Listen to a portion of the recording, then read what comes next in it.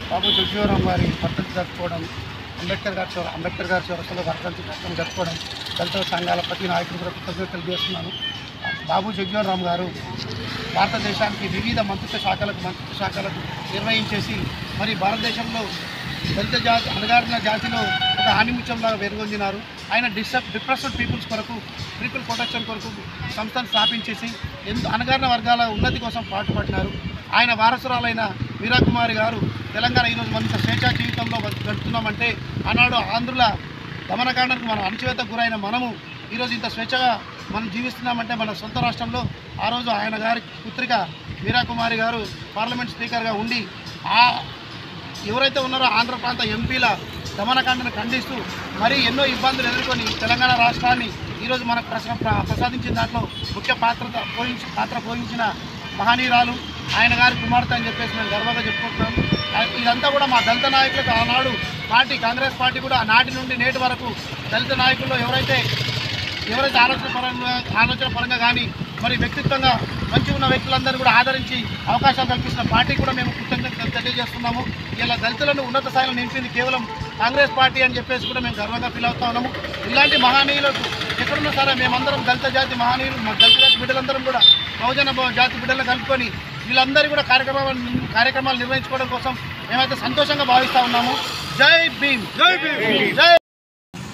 అంబేద్కర్ చౌరస్తాలో బాబు జగజీవన్ రామ్ గారి వర్ధంతిని కాంగ్రెస్ పార్టీ దళిత ప్రజా సంఘాల ఆధ్వర్యంలో ఘనంగా నిర్వహించడం జరిగింది. బాబు జగజీవన్ రావు గారు ఈ భారతదేశ ఉప ప్రధానిగా తాను ఎన్నో కార్యక్రమాలు ఎన్నో శాఖలు కార్యక్రమాలు ఘనంగా నిర్వహించడం జరిగింది. ఆయనే ఏ శాఖ నిర్వహించినా దానికి పూర్తి న్యాయం చేసిన వ్యక్తి ఎవరైనా ఉంటున్నారంటే ఆయన డాక్టర్ బాబు జగజీవన్ రావు మాత్రమే.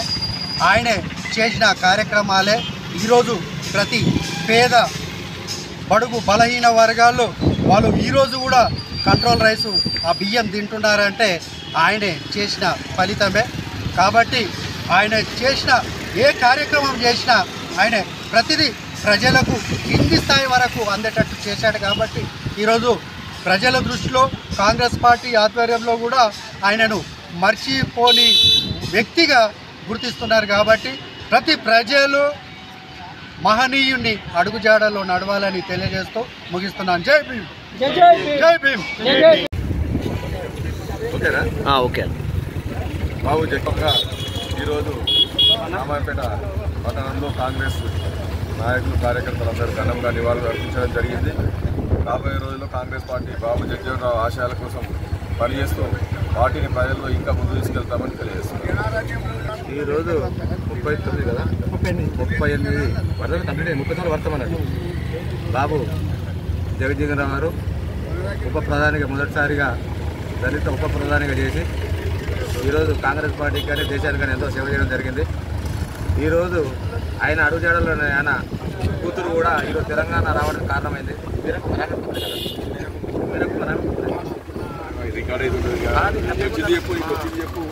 మనకు తెలంగాణ దానికి కూడా మనకు పార్లమెంట్ స్పీకర్గా వీరకుమారి గారు కూడా ఎంతో సేవ చేయడం జరిగింది కాంగ్రెస్ పార్టీ తరఫున. అలాగే తెలంగాణకు ఇవాళ తెలంగాణ బిల్లు ఆమోదం పొందిందంటే వీరకుమారి దయవలనే బాబు జగజీవన్ రావు కుమార్తెగా దేశానికి ఎంతో సేవ ఆమె కూడా చేస్తుంది.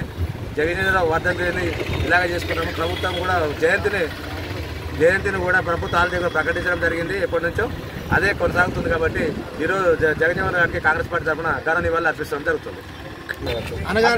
అణగారిన వర్గాల కోసం జగజీవన్ రామ్ గారు మరియు కేంద్ర మంత్రిగా పలు దఫాలుగా పనిచేసి ఉప ప్రధానిగా పనిచేసి మరి కాంగ్రెస్ పార్టీ కూడా నాటి నుండి నేటి వరకు దళిత యువతను దళిత నాయకులను ప్రోత్సహించి రాజకీయంగా ఎంతో ఉన్నతిగా తీసుకొచ్చింది.